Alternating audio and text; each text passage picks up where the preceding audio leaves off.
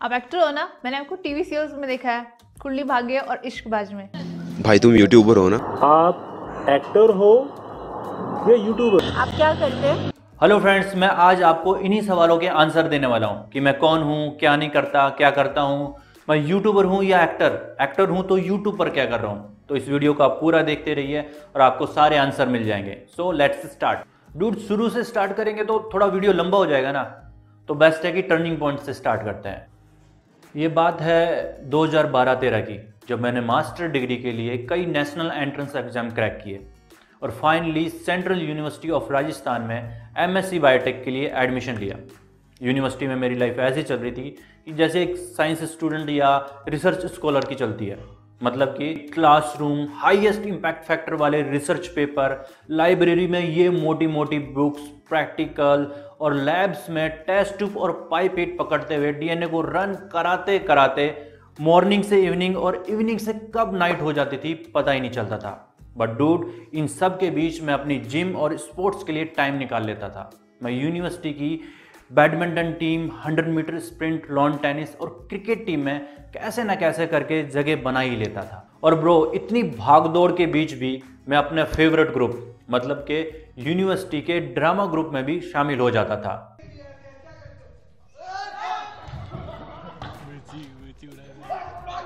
हम यूनिवर्सिटी को national level पे रिप्रेजेंट भी करते थे, लाइक यूथ फेस्ट में, और ऐसा लगातार 3 सेमेस्टर तक चलता रहा।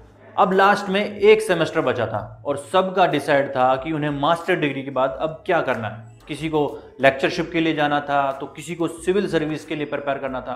बट ब्रो, मेरा तो फिक्स था कि मुझे पीएचडी करनी है, वो भी जर्मनी से। इसके लिए मैंने जर्मन लैंग्वेज विद 75% से भी पास कर ली थी और पासपोर्ट भी मंगवा लिया था। यहाँ तक सब कुछ अच्छा चल रहा था। बट डूड, वो कहते हैं ना, हम जो सोचते हैं वो होता नहीं है, होता वो है जो मंजूर खुदा हो। बस यही मेरे साथ हुआ। मेरा इंटरेस्ट स्टडी से हटकर एक्टिंग की तरफ बढ़ने लगा। अब मैंने जेआरई और जेआरएफ के लिए भी प्रिपेयर करना छोड़ दिया था। मैं हर टाइम एक्टिंग की बुक्स पढ़ता था या तो फिर मूवीज़ देखता था। उधर दूसरी तरफ यूनिवर्सिटी में धीरे धीरे प्लेसमेंट के लिए कंपनीज आने लगी और मैंने प्लेसमेंट सेल में अपना नाम ही एनरोल नहीं करवाया था। अब फाइनली वो दिन आ गया था जब हमें अपनी थीसिस सबमिट करके डिग्री मिलनी थी और हमें अपना हॉस्टल छोड़कर जाना था।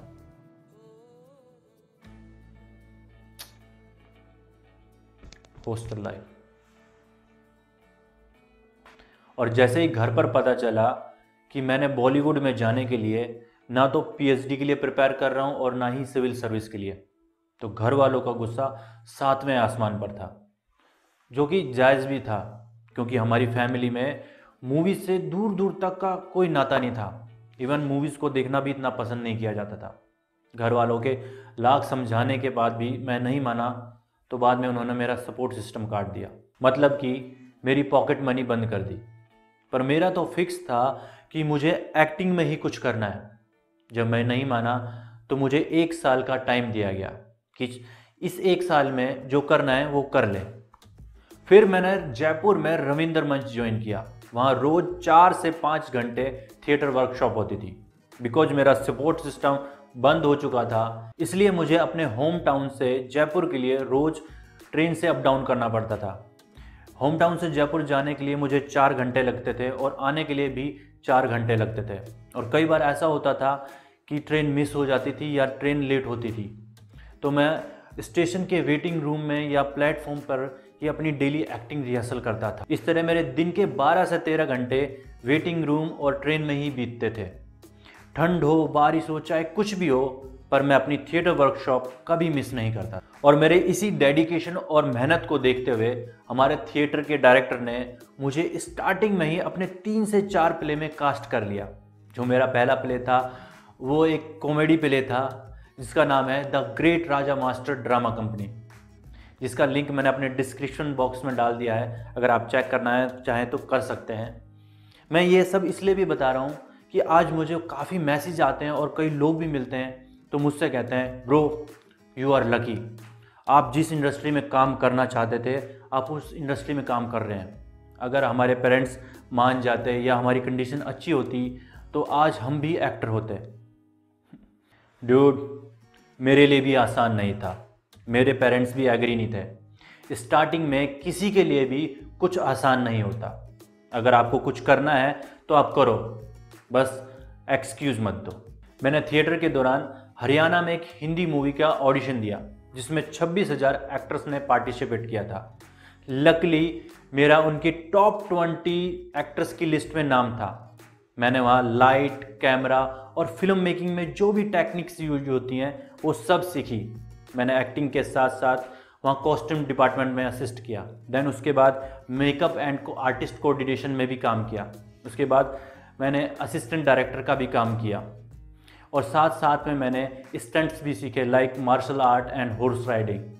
मैंने वहाँ पर 3 मूवीज़ में कैरेक्टर रोल प्ले किए। अगर आप इन मूवीज़ को देखना चाहते हो तो इनके लिंक मैंने डिस्क्रिप्शन बॉक्स में डाले हैं, आप चेक कर सकते हैं।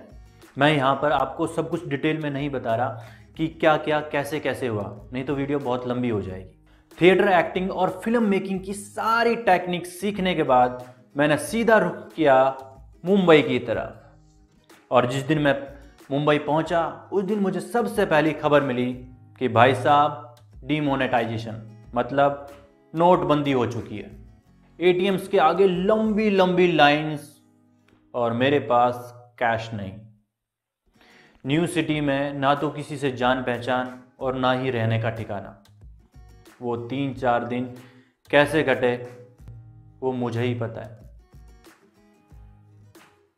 फाइनली ऊपर वाले की दया से एक अच्छी बिल्डिंग में रहने के लिए मिल गया और उसके बाद स्टार्ट हुआ ऑडिशन देने का लंबा चौड़ा प्रोसेस, जिस पर एक अलग से वीडियो भी बन सकती है। स्टार्टिंग में तो मुझे अच्छा खासा रिजेक्शन मिला। उसके बाद मैंने रिजेक्शन के रीज़न फाइंड आउट किए तो मैंने अपनी लाइफ स्टाइल लुक्स पे काम किया, proper gym, proper diet set की। देन उसके कुछ टाइम बाद मुझे थोड़ा थोड़ा काम मिलना स्टार्ट हुआ। फिर मुझे शाहरुख, उर्वशी रुटेला, वरुण धवन और अभय देओल जैसे आर्टिस्ट के साथ उनकी मूवीज़ में काम करने का मौका भी मिला। मेरा पहला कमर्शियल ऐड इंडियन आइडल के लिए था, खबर फैला दो, जिसमें मैंने श्री श्री रविशंकर जी का कैरेक्टर प्ले किया था। मेरा पहला सीरियल था ZTV के लिए कुंडली भाग्य। उसके बाद बिग मैजिक पर चक्रधारी अजय कृष्णा, जिसमें मैंने कृष्णा का सखा का रोल प्ले किया था। देन उसके बाद स्टार प्लस पे इश्कबाज सीरियल में काम किया। फिर उसके बाद सोनी टीवी पर मैं मायके चली जाऊंगी सीरियल में भी काम किया। मेरा यूट्यूब पर आने का यही रीज़न है, जब मैं टीवी या सीरियल में आता हूँ तो फेस पर मेकअप करके और स्क्रिप्टेड लाइन और डायलॉग्स बोलता हूँ, और यूट्यूब पर मैं आपसे विदाउट मेकअप स्क्रिप्ट के कनेक्ट हो सकता हूँ। अपनी लाइफ के एक्सपीरियंस, नॉलेज और जो भी अभी तक मैंने सीखा है वो आपके साथ शेयर कर सकता हूँ। अगर मेरे यूट्यूब वीडियोस देखकर इंडिया या दुनिया के किसी भी कोने में एक इंसान इंस्पायर हो सकता है या अपने ड्रीम पूरे करने की कोशिश करता है या मुझसे कुछ सीखता है तो मेरे लिए काफ़ी है। गाइस, आप मुझे कमेंट बॉक्स में कमेंट करके बता सकते हैं कि आपको किस टॉपिक पर वीडियो चाहिए, फिर वो चाहे स्टडी हो, स्पोर्ट्स हो, एक्टिंग हो, फिल्म मेकिंग हो या फिटनेस हो या सेलिब्रिटी लाइफस्टाइल हो या डाइट हो। आप मुझे कमेंट करके बता सकते हैं। अगर आपको ये वीडियो पसंद आई तो लाइक और सब्सक्राइब कर दीजिए। अगर नहीं भी करेंगे तो कोई प्रॉब्लम वाली बात नहीं है। गाइस, लास्ट में बस यही कहूँगा कि लाइफ एक बार मिलती है, बस ज़्यादा सोचो मत, जी लो। Love you guys and take care.